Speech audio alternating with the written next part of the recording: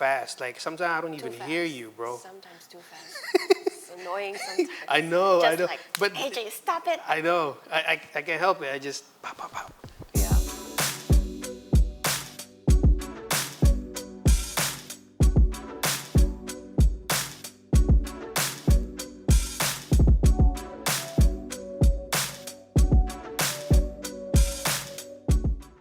Hi, my name is Ravi Medro-Ponda. I'm the co-founder of Lil Daydream. What's going on, y'all? I go by the name of AJ Lavilla, co-founder of Lil Daydream. Welcome to episode 2 at Episode 2. What's Up New York studio. Thank you to What's Up New York Studio for providing the space for us. And this is AJ's mural in the back, which is pretty awesome to see in person. But yeah, we're gonna continue talking about marketing. You guys have been loving, showing love on the first episode that we've been doing. Still more of those scenes are gonna be rolled out. But yeah, we just wanna get ahead of the game. So let's talk about scaling a business. So what strategies have we seen work best for businesses looking to scale for their online presence? And how do you see social media playing a role in that growth? Can you answer that? Do you have What some strategies insights? have we seen work best for businesses? What kind of content? Content, yeah. This is more like in the aspect of social media marketing. Content-wise, like inviting content creators Okay. in the space, cross-collaborating with them. That's all I could think of at the moment. Yeah, I think like before that, I think how would people see utilizing social media to grow? I'm thinking like when the boys started, right? Social media was like the only platform that we had because it was free. So it was like us just posting consistently. We were even like posting 3 times a day at the time, utilizing hashtags, building network, building connection, building like potential audiences on social media is how we grew ours. And then So just like constantly putting out content. when we were like 0, when that account was in 0, Yeah. and you have to be noisy to like get your name out, get Yeah. the product out, and if there wasn't any pop-ups, like how else can you be noisy? So yeah, it's just like posting and then engaging. What were kind of the posts that you guys were posting when it's like quiet downtime? So that time there was no reels, right? It was only like like posts, photos, carousels. So I was doing food photography. And I was mainly just doing food photography of our products. And that time it was not even mochi filled cookies yet. It was the mochi donuts in a ball format, in like Yeah. a quick format. Yeah. So yeah, just every week I was scheduling shoots to shoot content, and then just posting them, and then people would be like, oh, can I order? Or oh, what is it? As long as we're like providing like newer and fresher type of content, Yeah. and just being consistent about it. And that's where I feel like people were like, oh, like they're actually doing something. They are like, okay, they don't have a pop-up, where else can we go? So yeah, just being like active on social media in that aspect. How did you start? How did AJ Lavilla start? When you didn't get any opportunities for doing murals or being Or like invited commission, being or no invited to show. galleries, no shows yet. How did your Instagram started? Well, during that time, like I would go hit the streets. It's important for me to make traction, to have that energy of like, I don't know, it's an energy thing. If you don't do anything, nothing happens. So like I'd be going outside, I'd be hitting the streets. I'd be coming up with new quotes so I could stencil. And if I get busy, I keep hoarding quotes. So when I get slow, I go to my vault that I've been hoarding ideas from and start executing those little like quotes, artwork, and record myself, market myself so that I'm constantly busy. It's not about looking busy, but really doing the work so that you're busy. And next thing you know, it happened many times too, like, yo, is that artwork for sale? People would get inquiries. I mean, I would get inquiries from people. People would hit me up. That's how I would gain traction. Yeah, and how did you tie in social media into that? I mean, it all goes back to social media. Because your tag has your Instagram handle. Yeah, well, from the tag to creating content in the studio. Yeah, to me, it always goes back to Instagram because that's been a part of my life.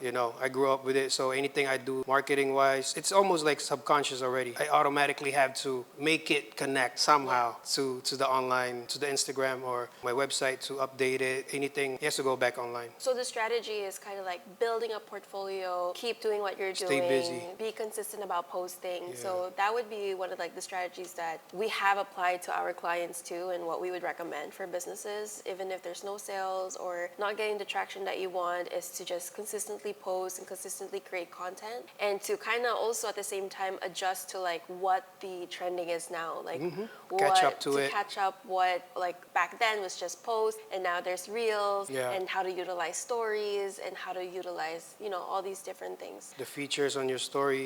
We're live here at Wooney Studio. Just want to give them a quick shout out for providing the podcast space. I have Ate Janet with me here. Well, hello everybody. What's up, New York? And of course, welcome to AJ's podcast. Thank you so much for doing it here. What's Up New York is a multifunctional creative studio where all your creative needs would come to life, from, of course, podcasts, live band rehearsals, recordings, vocal and audio recordings as well, photography, music, videos. Name anything creative, this is your first home. I wouldn't call it your second home, but your first home, because we want this to be your home. Check us out at WUNY Studio on Facebook, Instagram, and YouTube. Building industry connections. Oh, so I like that. Networking is key in any industry. How do we prefer to connect with potential clients, partners, and both online and offline? How can a strategic social media presence enhance these connections? So how do we prefer to connect with potential clients and partners? Networking is building connection relationships with other people. And it can be like-minded with other business people or potential clients, or Where do you network? your for the target and boys? audience. In the beginning, we were invited a lot to like these rooftop bars, and it was like an excuse to just go drink. But then you're able to see and navigate people who are serious in the business too, because sometimes these kind of networking events, like there are people who are like starting up and they say they're gonna start something, they say they wanna do something, but it's No, not there. It don't always happen. It's not there, and it's like sometimes you don't want to really network, or let's say you go into a networking thing just to like see if there's somebody that's in your category, in the same stage as you, having similar problems as you, and so like you go in, you network, and then you can navigate through the crowd of like who you want to spend your energy and time with. How do you find clients? In the networking? Yeah, in a networking space. Say you're shy, you're like an introvert. Like before I was shy, but I wanted to know how. We've gotten, so for both the food photography, I've done like networking for my photography, and I've gotten, like I meet bakers, and I'm like, how's Because your of your content? because you're doing photography for that event. No. So I was invited to a networking event, and I come in, and there's all these different people with different businesses, different backgrounds, everything, Yeah. right? Some in the financial, which I definitely cannot relate, someone in bakery or something, someone in restaurant, someone in videography. So that's the whole point of networking, so that you navigate, right? One of my first networking event, I was able to land a retainer client of 6 months for food photography because he had a little bakery in Astoria, and I was shooting content for him. How do you approach someone? So you're just saying hi, like, oh, that's They have, great like, name tie. tags? They have- okay. But it's nice to, like, you come into a networking event, everybody knows that you're gonna have to talk to strangers. Exactly. Yeah. Everyone right? is there to network. Yeah. So even if you're shy, there's someone that's like super extrovert that would just like approach, like, hey, Yeah. I like your hat, and then that's like a conversation starter to be icebreaker. like, oh, I like your shirt, and you're like, even though you're shy, you're like, oh, thank you, I made it. Like, oh my God, you made that? No way. Blah blah blah. What else do And you it make? starts. And it leads, right? Like a small conversation sparks to other things, and it could be like, oh, I run a bakery. I'm actually looking for someone to do my mural, or looking for someone to do like the uniforms of my staff. Yeah. So it leads to that. So that's kind of what happened with me with my first networking event as a food photographer. I landed a six-month retainer client. He had a bakery. It doesn't exist anymore, unfortunately. But I was shooting food photography of his bakery. That's fine. And then for the boys, we went in, and this client, he has his own company, and he was like, oh, I'm doing a startup, and I want to do like a launch. And we were like, okay, let's cater that. So that was like another thing. So yeah, because honestly, being in business, and I'm sure you can relate to, it's more of like the people you know. 1000%. Yeah. It's the people you know, and to get into things. So networking, I think, is very beneficial, especially when you have downtime. How about you? How do you relate to this? You sounded excited in the beginning about networking. Yeah, no, I used to hate networking. I mean, I guess because like I wasn't as skillful back then. And when Now I started, you're so good at it. thank you. Because I have few things to offer, you know, because I started learning like you have to have something to offer to the table. I was never taught that until I came across it. I forgot where I came across that statement, but as soon as I heard it, I'm like, okay, I gotta sharpen up my skill. What am I good at? Started working on it more and more so that when I go back out again, like I actually got something dope to offer someone. And then back to the question is like, how does this tie to like social media presence to enhance this connection? For me, social media back then, right, with photography, I had to bring like a binder, then like actual portfolio, to freaking show works. Like my high school was really old school, so that's what I always learned to do. But now like with website, and then at the time I was a student, so I couldn't really afford a website. So social media was like a nice portfolio, very straight to the point. It's right there, it's online. So and that's one thing too, like I don't know if you do it unconsciously, but like I always tell like my fellow artists or like any creative person I meet and I go check the Instagram, like they treat it as like it's whatever, but I feel like they should treat it as their portfolio, not something personal, you know? Yeah, it kind of, in a networking event, when you exchange the socials, it kind of verifies you, saying like, oh, they are doing what they're doing. Yeah, what they're supposed to be doing. Yeah, they're doing what they're doing, or they are doing what they say they're doing. So it kind of gives that verification. It's like the Google version of it. You know, when you're trying to see if this business is legit, you'd go to Google, kind of like similar with Instagram. With networking, on Instagram. Okay, next. Team structure and commitment. How important is it for our team to be fully committed to managing clients' online presence? How do we ensure that the client's social media efforts are consistent and impactful? It's very important. What was the question again? How important is it for our team to be fully committed to managing clients' online presence? How do we ensure that the client's social media efforts are consistent and impactful? It's very important. Yeah, because you're in charge with Kat. Yeah, so with Lil Daydream, the social media team, there's 4 of us, right? So AJ is in charge of doing outreaches, sealing the deal, because he's really good at talking and like pitching about Lil Daydream. And then once that is confirmed and set, then kind of passes on to me and the rest of the team. I would spearhead of like what would the tone and the vibes of the social media should be portrayed as and what direction that would be heading, and then plug in content prompts, do some research, get to know the client, get to know their story, and then we would plug in content prompts with the content library shared. Kat would be editing and finalizing, creating captions, and then we have Joshua, who is our engager. So the reason why it's in that aspect is because I have a lot of ideas, you have a lot of ideas, and Kat has a lot of ideas. And it's nice to have 3 different perspectives on a brand so that it's not so templatey. It doesn't come very templatey. Yeah. But instead it comes off as like a variety of flavors. Of content, variety of flavors. Which nowadays is the thing. Like nice aesthetic feed post is not a thing anymore, you know? Like no one cares what your feed looks like. The raw, the better. Because it shows are like organic, especially for artists. Yeah, so it's nice to have like those 3. And also like with our age differences, I think it helped too. So yeah, that's very important. Professional journey. Understanding the client's business's journey is crucial.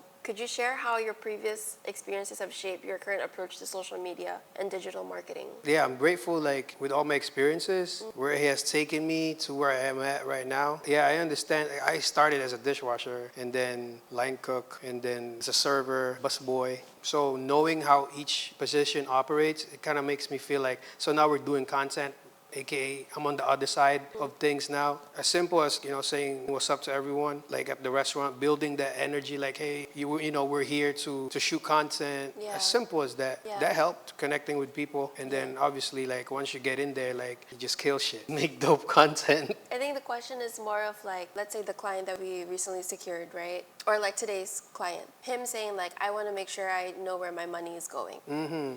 So besides like being in an in-person meeting, it's also like he wants you to understand, the client wants you to understand where he is coming from. Can you share like what that was like in the meeting earlier? I guess straightforward is like how you have convinced the client because you have been in their shoes and having that language, like how you guys talked about it. Well, to me, because he's a finance guy, I was able to like read between the lines. I had to automatically change and see in his like lens and his point of view. Like where's, like you said, like where's my money going? What's the ROI to this for me, to the business? The way I presented it is how he would see it, but with my voice, if that makes sense. Yes. I think it's important. I think us as an agency, right, when we're reaching out, it's important that we are always understanding the client side because we are also on that side. We also Yeah. have a small business. We also know what it's like running. But the main thing of it, why we're pitching our agency, because we understand how it's like running all these businesses, that marketing could be like the last thing on your mind. But because marketing is the last thing on your mind, you're not prioritizing it. You're missing out on potential growth, potential audiences, and potential customers because at the end of the day, social media is free, right? It's a free platform. And then it's kind of like how you would mention to other clients before, like how important is your social media to you? How Yeah. important is your business to you? Yeah, that would be my first question because Right. I've pitched before, and it's like this is me like 20 minutes into explaining like what we do, and he's Yeah. like his response was like, "All right, we'll get back to you." So I felt like it was a waste of my time and like our energy. So from then on, like my pitch is always like, "All right, so before we get into anything else, like I wanted to know like how important the social media is to your business and what do you want out of it." Yeah, creating goals, setting goals. But yeah, I think it's just interesting to see because like I recently have a paid ads manager and then Yeah. I'm like their I client. wanted to know about that too. Yeah, you have it here. But like I'm like their client. So it's also interesting to see like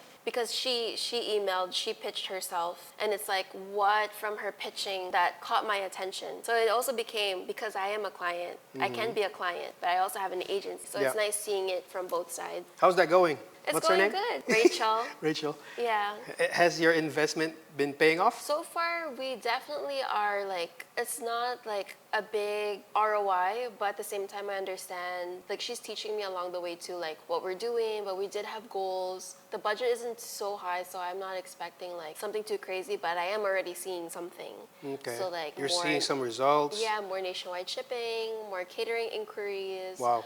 More inquiries about, like, company caterings in the city. Nice. So, it's nice What does she do? seeing what that SEO? is. She's doing, sorry? SEO? Does she do that? She does meta ads. So Facebook meta ads, and then it would push to like mainly Facebook and Instagram. And sometimes if meta ads think that the ads is really good and relevant, they'll even like include it in a gaming app. Oh, wow. Yeah, like it had that kind of power. It was interesting because one of our reports, she mentioned that our ads was in a gaming app. You know those gaming apps that Yeah, like- you know you're not paying for it, and then there would Yeah, be yeah. like mad ads on it, and then apparently the boys like came up It showed up? at one point. That's fire. Yeah, so it's nice to see, which also means a lot of like, because we also have an age range, so it's Yeah. like 20, 25 and up. So it's nice to see also like 25 and up, there's people like gaming on their phone. Is it worth it? How long you guys been with her? 2 3 months? months, It's 3 been 3 months, months? yeah. Wow. And so 3 far, months. the results have been paying off? It's And you're- been okay. It's been okay for what it is. I'd love to see more of it. And I think it's more of like, I'm a small business, so I don't have that kind of crazy budget like a corporate company would. So it's really tight, very like to every cent. calculated. Very calculated. So we are planning like during the holiday market that we're gonna be in. Then that way I'm able to like have more budget to play with. Think we could hire her for this client,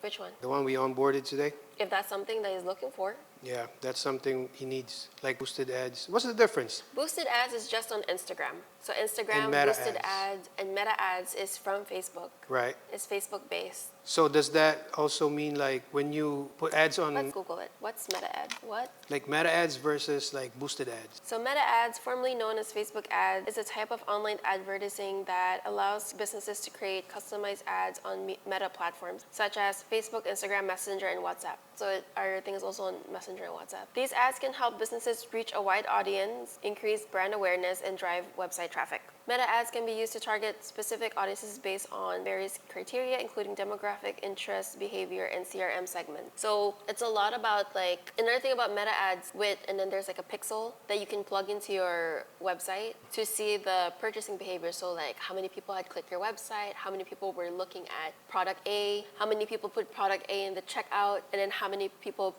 actually purchased from the ads. Get? Yeah. Instagram boost is just on Instagram? Yeah. So Instagram Boost, there is an option for you to do. I can look at one right now because I just boosted like 4 of my posts today. How we are strategizing with boosted ads and Meta is that Meta is more of like a long-term thing, and it takes a while for it to pick up. It takes like 2 to 3 days to learn like the type of audiences that you want. So it would be like what we're using for Meta ads with the boys would be nationwide shipping, catering, so something that's on a larger scale versus the boosted one of the boosted ad that I have is like, for example, we're doing a pop-up in Baltimore this weekend, and Baltimore, I'm trying to make sure that I'm utilizing and maximizing our time there. So I would do boosted ads and target the zip code of the event space, the zip codes of the neighboring areas, Demographics. where Jollibee is at or where Seafood City is at. So just targeting those areas, touristy areas too. So when you boost,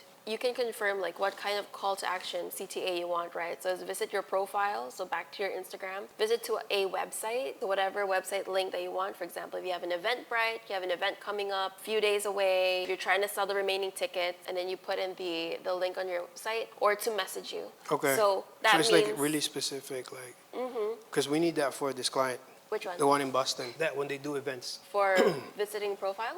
yeah, so that they could get more traction. That's what they want. Okay, so, or to message you. So what this means is that when the ads is live from the boosted post, and when you click on it, that's the call to action, whether it's to visit the profile, go to a website, and then message it. When Okay. you visit profile, it could either be just liking the post, it can lead to the actual post, they can like, they can comment it, or like following you. Got you. Yeah.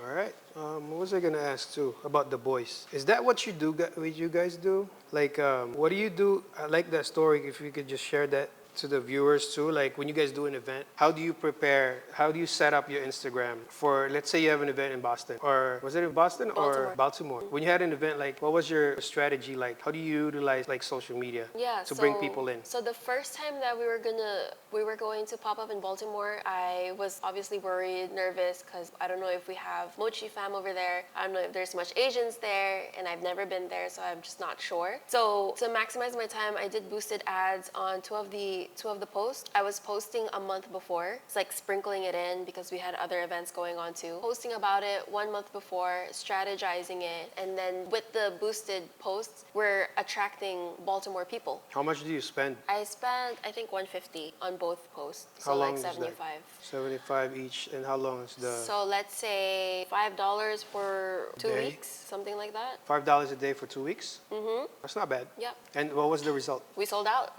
We sold so it out. worked. That strategy works. It worked. The strategy. Yeah, and I think what we did was good. So because I knew that those ads that I put out was giving a good result, I saved that. So you're able to save like the settings that you have, and then you can label it. So I was able to utilize it again, and I'm doing that again right now.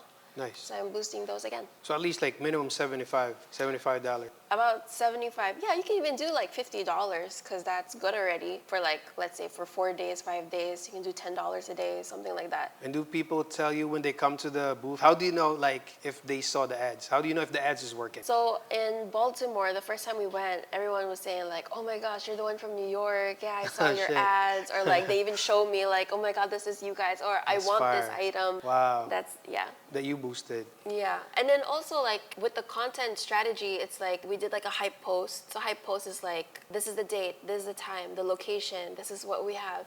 And then I also have another post that I rotate with like carousel and reels of what's the menu, what they're expecting, what they can expect. If I am offering pre-ordering, a lot of call to action about pre-ordering. That's smart, because then you're able to already know, like you're able to see the orders before going in there. And just having a general idea of like how much inventory to bring. Yeah. Yeah. That's fire. Okay, let's talk about the works that we've done. Wait, I got a question about the number 5 one. Oh, okay. Yeah, I also like, now because last night I was like, yo, like we literally started with just an iPhone for the Daydream one. But Yeah, what about with just our phones, yeah. Yeah.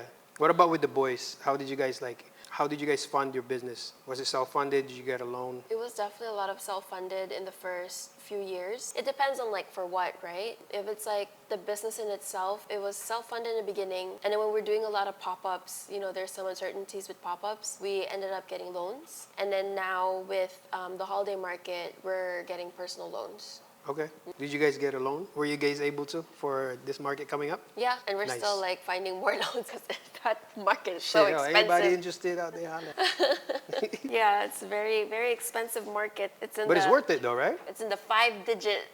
Damn. Yeah, What's 5-digit? I don't even want to say. Two, like 100? No, that's 6 digits. So So like 5-digit. 99. Sure. But it's worth it though, right? Like the investment Yes. going to these markets. Yeah, yeah. Like we saw it time and time again the past 2 years. The holiday markets has been like And been holiday really good to markets, us. meaning for those who don't know. So the holiday market in New York. So New York are known for these holiday markets. There's one in Columbus Circle, Bryant Park, and Union Square. And in the past 2 years, we were blessed to be in Union Square. And this year, we're blessed to be in both Bryant Park and Union Square. Fire. Yeah. Talk about growth. Talk about scaling, bro. Yeah. Which one is your favorite? I feel like as a local, I enjoy Union Square one because Bryant Park is too packed.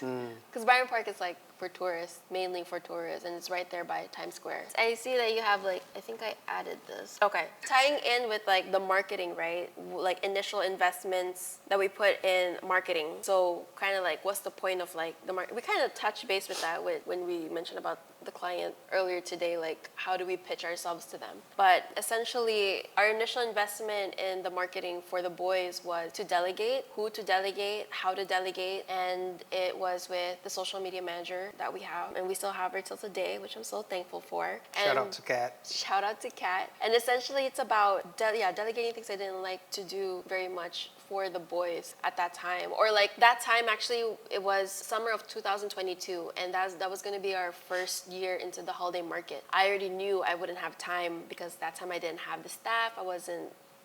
I didn't have that much staff. It was friends and family helping us out. But it was our first Union Square holiday market. I knew I wasn't gonna have time doing the marketing. So that's when we gave her a shot and hired her, because so that was delegating. I wouldn't have time to like edit. How'd you find Kat? She reached out to me. Through Email. the boys? Yeah, the boys. Oh, wow. She pitched. So her and Rachel, they pitched. Rachel? For the ad. Okay. Yeah. Got it. So they pitched and gave them a shot, and here we are. Nice. Yeah. It's hard to find those people. I found the good ones. You did.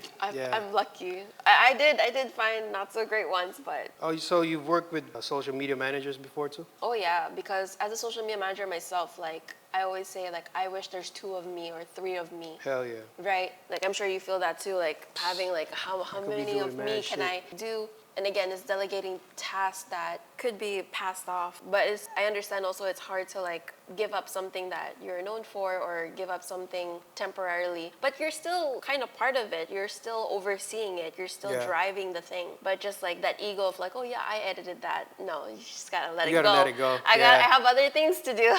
Yeah. I have other people to hire. So yeah. With the evolving landscape of social media advertising, how do you stay ahead of the curve? What tools or strategies have you found most effective for managing successful ad campaigns? So Rachel taught me this because Meta Ads has like its own interface. Okay. When you're deep inside like the Facebook at Meta managing settings. And you can see all the other companies' ads. So for example, they have like 200 ads. Damn. And you can see what does well, or like how many views that had, how many engagement that had. So it's like a little insight that Meta provides. So it's nice to see, and then from there we can get inspiration on what type of content we should make for our ads. Yeah, because you've Because seen it there's work some for them. videos, yeah, because there's some videos that we can utilize that we already posted on our Instagram. There is some content that we've already posted that we can utilize and repurpose it into an ad. But then like the call to action, the vibe is different. So sometimes we find ourselves like reshooting something for the ads and then we just repurpose it for Instagram. Does that make sense? Yeah.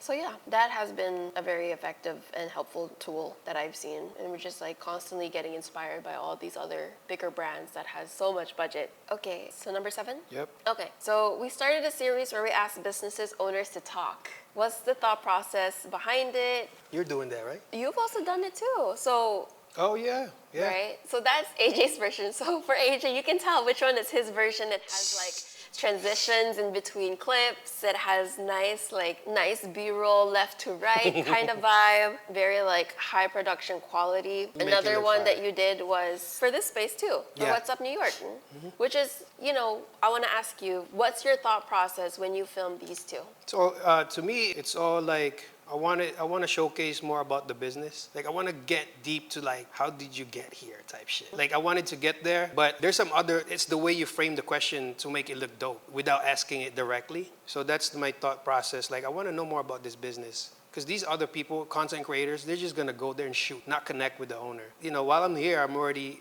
connecting with the person. Might as well, talk to me. Yeah. You know, like, what is your business about? Because automatically it'll bring audience to him. Yeah. If we tell them the background, where the owner came from. I always gravitated towards those stories. Very storytelling. Yeah. Yeah. Because, like, I caught up on, what is that? Damn, Brandon Stanton, Humans of New York. Was that a book? Yeah, it's a book. He goes around photographing humans in New York, but with the backstory. And I started following him, watching his podcast too, 6 years ago, which sparked the idea of Shoe Story NY. Yes, yes. So, but Humans of New York, it's not just photographs. It could be a whack photograph. It could be out of focus. It could be out of angle. But because of the compelling story that the subject was telling him, like whatever that subject was going through that day, and it's all like tough shit. New York, like real life, like people are simply like walking down the street, but you don't know what they're going through until he takes photographs of them and started talking to them about their day. You know, it could be simple sometimes. But sometimes it could be like some deep shit that these people are going through. And so that influenced me. When I take videos, I always want to know if it's an art show, what's this art show about? If it's like in the studio, like What's Up New York, like I asked Ate, Janet, so I still have the footage I haven't put out yet, but we just talked about the mural and stuff like that. So it's always like about the business. So that's my approach. And I like that we never really like talked about it, right? Like that was just something that you've always done. Yeah. And low key, I've also been doing that with my business, but I've been doing that more like with my personal, for UGC, being invited to like these spaces and businesses that has experiences, and then I meet with the owners. If I like really vibe with them, I asked them. I was like, hey, can I do like a quick video? Yeah. So I kind of did like my version of it. That's so fire. I kind of like that we have See? like we were doing that Because and it's nice because a lot of like social, like now I'm so happy that now that like with Instagram you can pin the post, and I think it's really nice to kind of close that gap between an audience and the business to like know this person, an opportunity to know this person, a bio, who they are, what's their name, where they're from, why you opened this business, how long did it take for you to do the flooring, oh, did you know that the flooring here at What's Up New York has like wires so that it has hidden wires, it's floating floor. It's a floating floor. You know, like information like that is important. It's important. It's showing key. Characters of the personality. Personality. And it kind of just creates that bond and connection. A human connection. A human connection, because now so many bullshit. It's so online. easy to just walk in, do your thing, and walk back out. Yeah. But it's like, I feel like we've always been marketers at heart, so kind of just helping bridge that gap of like, I'm already here, I really like your vibe, tell me about your business. Yeah. Let's do a post about it. So I like how AJ's is very like high, full production, flares, it just looks like it, crumpled paper transition, and then mine was all cutesy because like a lot of like the business owners that I've been invited to go, like a lot of them have been like, you know, just like female business owners, entrepreneurs, and so I feel like my vibe of like cutesy, cute lo-fi music in the back and like the pop sounds, like it shows our character, right? It's really showing the characters. That's fire. Yeah. That's one thing I learned too when I asked Ben when I did the event. I'm doing my thing, like I'm there filming what I'm supposed to be filming, and after I put out the highlight reel, I asked for his feedback. He's like, yo, that's really you. Like now he gets to see like the behind the scene and how I actually operate. Yeah. He's like, yo, you look like you was just chilling there. But with the shit that you came up with. Because it's just so natural to us. Because, and I said this to my friends too, right? Like another story was I got invited to shoot content for a wedding, and she invited me to her engagement party, and she invited me as a friend. And then I was just not like, as a content creator. Not as a content creator, but I was just like, you know what? It's a huge event. I feel like I'm gonna end up shooting content anyways. She was like, okay, let's have you on as a content creator. So came in, shooting content, had a shot list, and like everything, the space was huge, everything was beautiful, and it's just one of those things where we get invited to parties, events, or whatever. We're just gonna whip out our phone. We're gonna take content, and the content we take it's automatic. and the content we take is not like blurry photos or whatever. Like it's actual It's content. intentional, yeah. It's actually like good framing and everything, perspective and all that. Yeah. Were you growing up? Were you always yung taga taking photos? Hell no. No. Nah, bro. I hated like, but when I was little, like my dad had a VHS camera. That was it. That was my first introduction to film. But I didn't really care about it. I didn't was. play with it. I mean, I like tinker with it. I didn't like sit there and started recording everybody and everything. No. Yeah, yeah. No, it came later. I Came was. later. I was in taga photo. I was. So I was a yeah. human tripod. Like, alrighty, let's compress. Let's take You're photos. the photographer, designated Yeah. photographer. Yeah, of the always. family. I always was. So I was always missing in those photos because I'm the one taking them. That's crazy how it brought us all together. So we're kind of like, is there a word for that? The one who's like the one taking photos in family events? Photographer? That's a relative. I feel like there's a term. But basically, whatever that term is, that is us with our clients. Now. Now, Yeah. We're like, oh, you have a new We- product, let me take a Yeah, photo. we have to think about that. Okay, compress. Oh, there's an event. Yeah, hold up. Okay, Yeah, hold on, yeah. stay there. Hold the product, smile, wacky. Okay. We touched base on this. So when we create content for clients, like when we do content day, shoot day, what can they expect? Should we talk about the onboarding process? Onboarding for content creation. Onboarding for content creation is separate with onboarding with social media. So for example, the client that we recently secured for content creation, when it's like, okay, I just want to confirm that we're doing content creation. We confirm the date. Now what? Okay, so like steps. We get in the meeting, we agree on the packaging, what kind of packaging they want, and send them invoice agreement. Once they send those back to us, we book a date to start filming content. And how do we prep for? Oh, shot list, bro. Your shot list. You And then- killed but, me with but those shot before lists. that, you're missing all the steps. You're missing all the details. Am I? Yeah. Shit, I went too fast. Yeah. It's like Okay, so speed shot through. list for the content day. We book the content day and then we go through the shot list based off. If it's a restaurant, then it would be the food menu items. So like how many products we are shooting, which would confirm like how many hours that we would shoot that for. And why? Why do we do that? Why do we plan that way? Because time is money, bro. Can't just go there. That was me, though. That was me in the beginning. Remember when we go to Yeah. like events? You would like, yo, this is the shot list, and I'm like, I'll just wing it. But you know, And then we forget the Yeah. main like things that we're supposed to shoot. I would go home and like upload the footage, and I go, damn, I missed this. I You missed missed this, the missed branding. that. I missed this Yeah. this product. I missed this and that.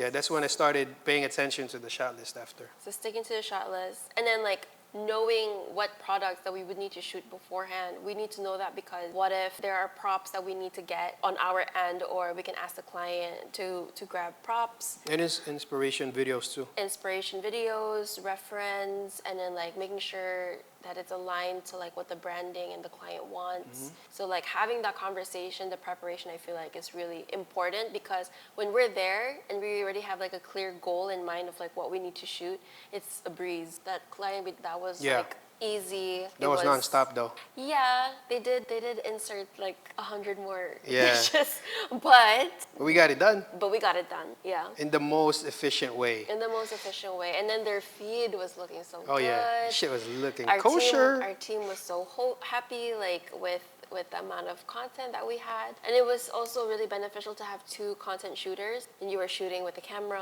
I was shooting on my phone, just to give like different perspective, and that it didn't give off that vibe that it was all filmed at the same time on the same day.